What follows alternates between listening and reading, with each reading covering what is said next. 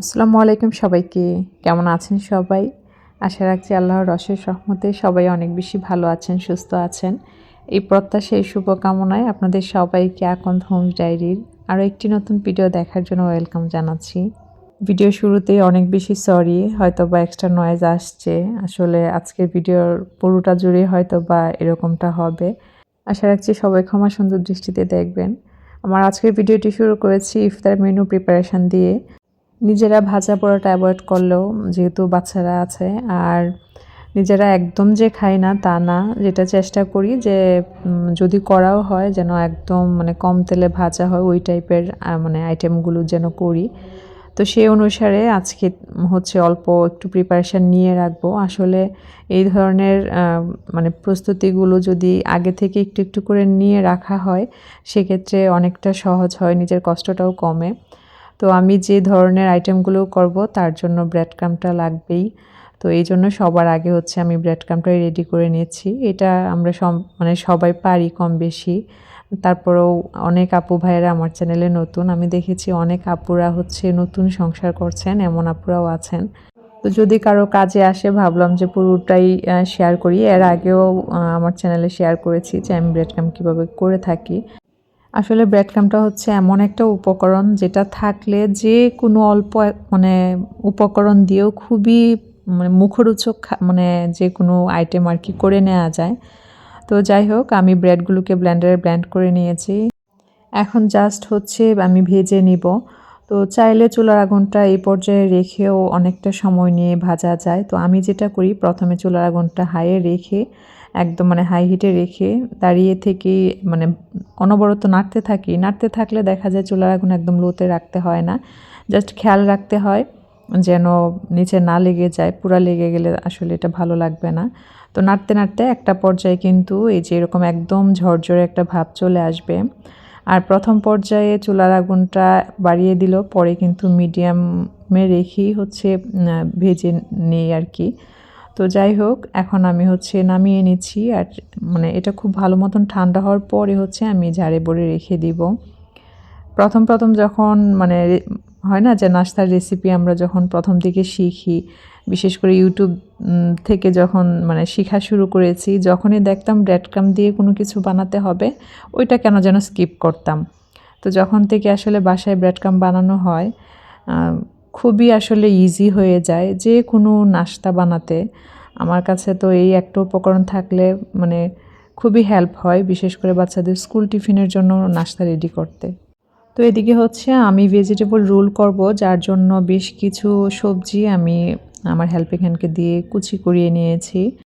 আমি এই কাজগুলো মূলত করছি আগামীকালকের জন্য। আসলে একই দিনে যদি সব প্রিপারেশান করে তারপর কাজগুলো করতে যাই সেক্ষেত্রে অনেক বেশি কষ্ট হবে। তো কম কষ্টে কোনো কিছু করতে চাইলে আসলে প্রি প্ল্যানিংটা অনেক হেল্প করে। তো সেই অনুসারেই হচ্ছে আমি একটু একটু করে প্রস্তুতি নিয়েছি। দেন হচ্ছে আমি মানে প্রতিদিন একটু একটু করে প্রিপারেশান নিব যে কী মেনু করব না করব। তো রাতের বেলায় কিন্তু আমি সবজিটা ভাজি করে রেখে দিয়েছি। এটা হচ্ছে সকালে নাস্তার ব্যস্ততা পর্ব শেষে। আজকে যেহেতু এক্সট্রা কিছু আইটেম রেডি করব মানে ইফতারের জন্য, তাই জন্য সকাল সকাল আগে রান্নাটা শেষ করে নিয়েছি। দেন বাচ্চারা আপনাদের ভাইয়ের সবাই চলে গেছে। তো এখানে আপনাদের ভাইয়া যাওয়ার আগে বাদাম খেয়েছিল, তো এই ট্রেটাতেই দেখলাম খোসাগুলো এভাবে রেখে দিয়েছে, ভাবলাম আমিও এটাতেই নিয়ে নিই।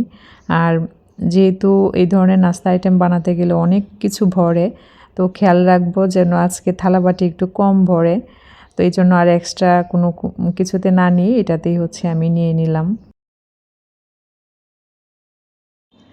আচ্ছা, অনেক আপুরাই হচ্ছে আমাকে হোয়াটসঅ্যাপে নক করেন আমি যেন মানে আমার নিজের জন্য যে মেনু প্ল্যানটা বা আমার রুটিন এগুলি যেন আপনাদের সাথে মানে স্ক্রিনশট শেয়ার করি বা আমার ছবি মানে ডায়েরির পেজটা ছবি উঠায় শেয়ার করি। আপনারা বিশ্বাস করবেন কিনা জানি না, যদিও আমি অনেকবার বলেছি যে আসলে সব কিছু তো ওভাবে প্ল্যান করে হয় না, কিন্তু যেটা হয় যে একটু যদি নোট করা থাকে মানে অনেকটাই হেল্প হয়। যেমন মেনু প্ল্যান যেটা মানে আমরা করে থাকি, মেনুটা কি আসলে ঠিক থাকে না।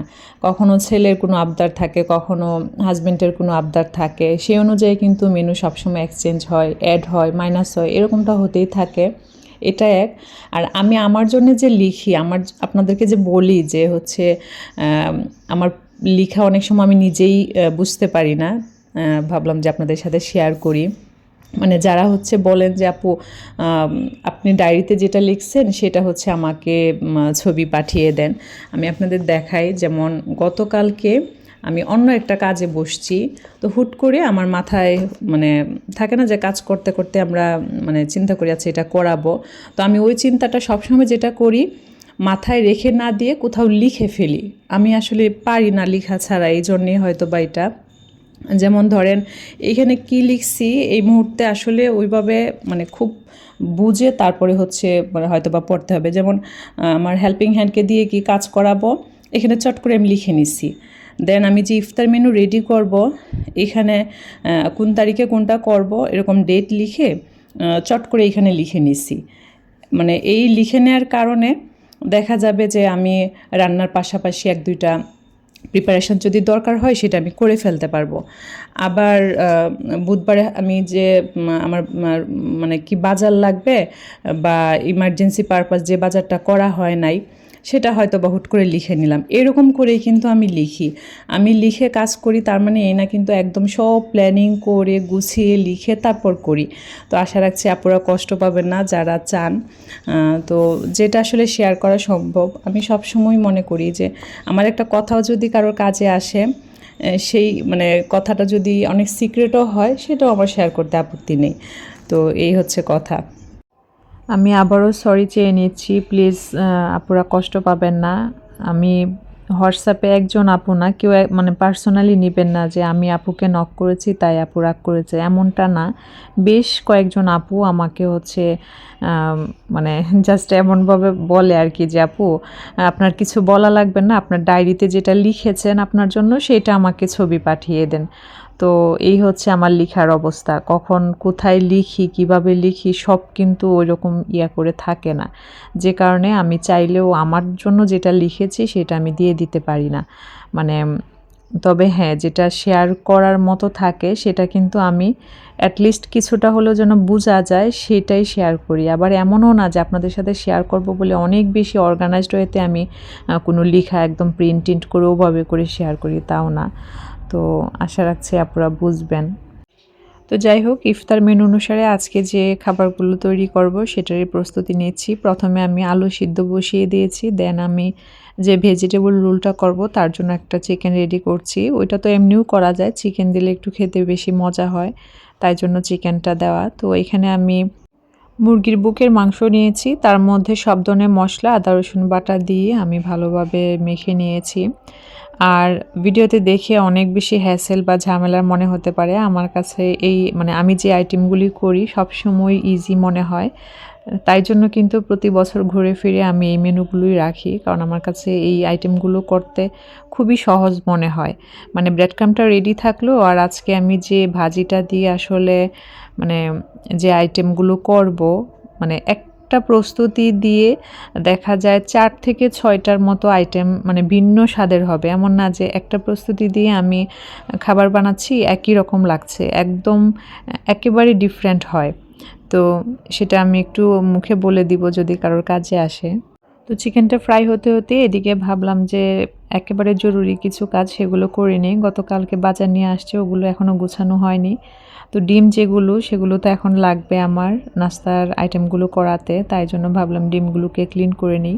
তো ডিমগুলোকে পানিতে ভিজিয়ে রেখেছি, আর খুব বেশি সময় যে ভিজিয়ে রাখবো তা না, জাস্ট আমি মানে এক ফাঁকে ক্লিন করে নিব।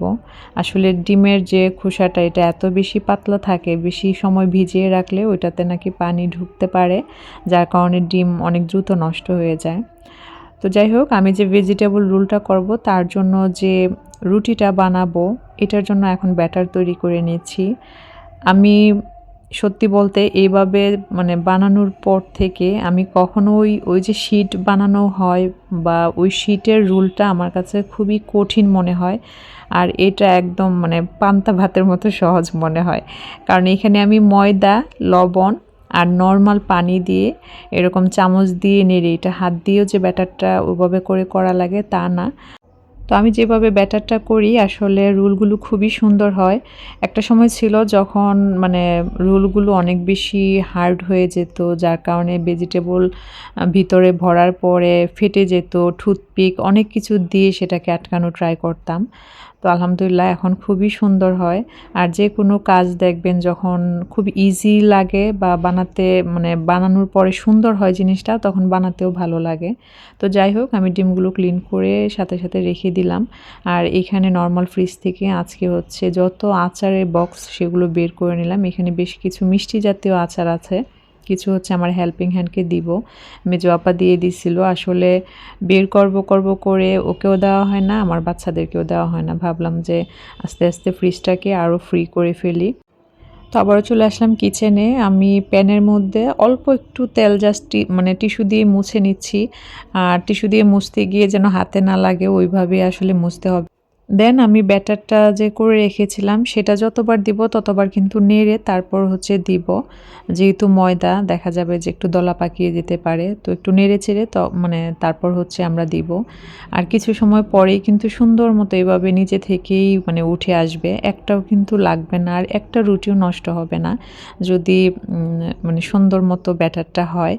আর রুটিটা পাতলা হতে হবে, যদি ভারী হয় সেক্ষেত্রে যখন আমরা রোলটা বানাবো তখন কিন্তু ফেটে যাবে। তো রুটিগুলো বানানোর পাশাপাশি আমি হচ্ছে কিছুদিন আগে নতুন একটা শাড়ি মেক করেছি, সেটাকে ওয়াশ করে দিয়েছি। ওয়াশ বলতে জাস্ট হচ্ছে চেক করার জন্য যে কালার ঠিক আছে কিনা। আসলে যতই কাজ করা হোক না কেন, যে শাড়িটাই মেক করি চেষ্টা করি সেটা ধুয়ে দেন হচ্ছে মানে সবভাবে আগে বুঝে যে সত্যি কালারটা মানে ঠিকঠাক মতো সেট হলো কিনা, দেন কিন্তু আপনাদের সাথে শেয়ার করা বা আপনাদের অবধি পৌঁছে দেওয়া। ভিডিওর এক পর্যায়ে শাড়িটা ডিটেলসে শেয়ার করব।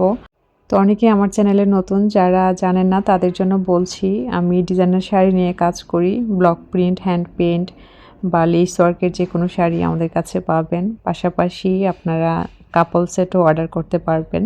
তবে আপাতত কাপল সেট অর্ডার নিচ্ছি না, কবে থেকে নিব ইনশাল্লাহ আপনাদেরকে জানিয়ে দিব। তো আমি হচ্ছে শাড়িটা সরিয়ে নিয়ে এখন হচ্ছে বাকি কাজগুলো করে নিব। তো আমি ভাজিটা কিভাবে করেছি জাস্ট একটু বলি। তেলের মধ্যে পেঁয়াজ কাঁচামরিচ কুচি ভেজে নিয়ে দেন হচ্ছে সবজিটা অ্যাড করে দিয়েছি। শুধুমাত্র লবণ দিয়েছি, আর কোনো ধরনের মশলাই দিইনি। কাঁচামরিচটা একটু বেশি দিয়েছি, কিছু দিয়েছি ফেড়ে আর কিছু দিয়েছি কুচি করে। আর আমি সবজির মধ্যে নিয়েছিলাম আলু কুচি, বাঁধাকপি কুচি আর হচ্ছে গাজর কুচি, চাইলে পেঁপে কুচিও অ্যাড করা যেত। তো দেন আমি যে চিকেনটা ভেজেছিলাম সেটাকেও একটু মানে কুচি কুচি করে জাস্ট এটার সাথে মিক্স করে নেওয়া। এই একটা ভাজি দিয়ে অনেক ধরনের আসলে নাস্তা আইটেম করা যায়। যেমন এখন তো আমি রোল বানাচ্ছি, রোল বানানো যাবে। তারপর আরেকটা আমি ভেজিটেবল ব্রেড কাবাব যেটা মেনুতে রেখেছিলাম সেটা করব। তারপর হচ্ছে আমরা নর্মালি পরোটা যেভাবে বানিয়ে থাকি, পরোটার রুটিটা বেলে মোমোর শেপ দিয়ে ভাপে সিদ্ধ করে সেটা মানে মোমোর ভেজিটেবল মোমো করা যাবে। দেন হচ্ছে সেই মোমোটা যদি আবার তেলে আমরা ডুবো তেলে ফ্রাই করি সেটা হয়ে যাবে অন্তন টাইপের। তো একটা আইটেম দিয়ে চারটা তো নিশ্চিন্তে করা যাবে, পাশাপাশি আরও অনেক আইটেম করা যাবে। যেমন আমি অনেক সময় মিনি মোগলাই বানাই, সেটাও কিন্তু পরোটার মানে ডো দিয়ে তারপর হচ্ছে নিজের মতন করে পছন্দ মতো শেপ দিয়ে দেন হচ্ছে ডিপ ফ্রিজে রেখে তারপর একটু হার্ড হয়ে যাওয়ার পরে বক্সে ভরে রেখে দিয়ে জাস্ট ভাজার কিছু সময় আগে নামিয়ে নিলেই কিন্তু হয়। আবার চাইলে পরোটার মতো কম তেলেও ভাজা যায়। তো এখন হচ্ছে আমি এখানে ব্রেডগুলোকে এরকম গ্লাসের সাহায্যে কেটে নিয়েছি। তো এখানে খুবই অল্প পরিমাণে জাস্ট আপনাদের সাথে শেয়ার করার জন্য আমি মানে আজকের মেনু অনুসারে মানে আজকে আমি যেগুলো রেডি করব তার মধ্যে ছিল চিকেন কাবাব যেটা আলু দিয়ে করব, আর ছিল এই মানে ব্রেড মানে ভেজিটেবল দিয়ে যে ব্রেড কাবাবটা করব সেটা। কিন্তু আমার এখন ব্রেড এই মুহূর্তে নেই, পাশাপাশি আমার ওই চিকেনটাও নেই, যার কারণে আমি এগুলোই করছি। দেখা যাবে হয়তো বা রাতের দিকে করে নেব। আবার আগামীকালকে হয়তো বা ছোলা আর হচ্ছে ডালটা রেডি করব। তো একটু একটু করে মেনু অনুসারে যতটুকুন সম্ভব ঠিক মানে রেডি করে নিতে পারবো। আবার দেখবেন এমন অনেক সময় হয় যে আপনি হয়তোবা সব কিছু রেডি করেছেন, একটা কাজ করবেন, তার মধ্যে কোনো না কোনো অন্য ইমার্জেন্সি কাজ পড়ে যায়। তো সব কিছু মিলিয়ে আসলে আমাদের সংসার লাইফটা। তো আমি যে ব্রেড কাবাবগুলো করছি এগুলো কিন্তু চাইলে শেপ বড় করে বানানো যাবে, চাইলে চারকোনা করে করা যাবে। তো আমি হচ্ছে মানে এই যে রাউন্ড শেপটা এটা আমার কাছে ভালো লাগে। তো আমি 2টা সাইড ডিমের মধ্যে সুন্দর মতো গড়িয়ে তারপরে হচ্ছে ব্রেডে দিচ্ছি। ব্রেড ক্রামে গড়িয়ে নিয়েছি। ডিমের মধ্যে এখানে আমি অল্প একটু লবণ, গোলমরিচ গুঁড়া, সামান্য একটু পানি দিয়ে ফেটিয়ে নিয়েছি। আর এই ধরনের খাবারগুলো কিন্তু ফ্রোজেন করেই খাওয়া লাগে, মানে সাথে সাথে কিন্তু খাওয়া যায় না। তো এই আইটেমগুলো আসলে ফ্রোজেন করে রাখলে সবসময় অনেক বেশি ইজি হয়ে যায় নাস্তা, মানে যখন তখন আসলে চাইলে দেওয়া যায়। তো যাই হোক, আমি যে ব্রেড কাবাবগুলো বানালাম ওগুলো কিন্তু একদম আমরা যে মাছ ভাজাতে যতটুকুন তেল লাগে আমি ওই পরিমাণ তেল দিয়ে জাস্ট এপিট ওপিট একটু সেঁকে নিব, কারণ ব্রেডটাও ওভাবে করে ভাজার কিছু নেই আর ভিতরের যে সবজিটা সেটা তো অলরেডি কুকড আছেই। তো আমি রোল আর ব্রেড কাবাবগুলোকে ফ্রিজে রেখে দিয়েছি। আর হ্যাঁ, সাথে সাথে ভেজে খাওয়া যাবে না এমনটা না, আসলে সাথে সাথে ভাজতে গেলে ব্রেড ক্রাম্বটা পুরোটাই মানে ঝরে পড়ে, যার কারণে একটু ফ্রিজে রেখে সেট হওয়ার পরে ভাজলে তখন জিনিসটা সুন্দর হয়। তো যখন একটু সেট হয়ে যাবে দেন আমি বক্সে ভরে রেখে দিব। তো এর ফাঁকে কিন্তু আমি মুড়ির পাউডার দিয়ে আলুর চপ করে নিয়েছি। এটা তো আসলে দেখলেই বোঝা যায় খুবই ইজি ওয়েতে মানে করি আমি সবসময়। জাস্ট পেঁয়াজ আর কাঁচামরিচটা একটু তেলে ভেজে নিয়ে দেন আলু ভর্তাটা করি। তারপর হচ্ছে একটা শেপ দিয়ে ব্রেড ক্রাম্ব আর ডিমে যেভাবে গড়িয়েছি রোলগুলো সেমভাবে হচ্ছে মুড়ির পাউডার আর ডিমে গড়িয়ে নিলাম। আলুর চপটাকেও কিন্তু একদম কম তেলে জাস্ট এপিট ওপিট লালচে করে একটু ফ্রাই করে নিলেই হয়। তো কথা বলতে বলতে কিন্তু আমি শাড়ি দেখানো শুরু করেছি। আসলে ভিডিওটা অনেক বেশি বড় হয়ে যাচ্ছিল, যার কারণে আমি একদম কাট করে দিয়ে মানে যতটুকুন ছোট করা যায়। তো শাড়িটার ডিটেলস যদি বলি, এটা সেমি মসলিনের উপর করা ব্লকের কাজ। আর কাজটা তো দেখেই নিশ্চয়ই বুঝতে পারছেন যে কালার কম্বিনেশনটা কেমন। ভিডিওতে যেমনটা দেখা যাচ্ছে 19-20 এমনটা পার্থক্য হবে আর সেম টু সেমই থাকবে। আর শাড়িটার সাথে কিন্তু ব্লাউজ পিস আছে, চাইলে ব্লাউজ পিস বানাতে পারেন অথবা অন্য মানে সেম কালার কাপড় দিয়ে এই কাজটা হচ্ছে হাতাতে লাগাতে পারেন, সেই ওয়ার্কটাও করা আছে। শাড়ির প্রাইস থেকে যাবে 1090 টাকা। স্ক্রিনে দেওয়া নাম্বারে যোগাযোগ করে অর্ডারটি কনফার্ম করতে পারেন। তো আজ এই পর্যন্ত, সবাই ভালো থাকবেন, সুস্থ থাকবেন, সবাই সবার জন্য দোয়া রাখবেন। ধন্যবাদ সবাইকে।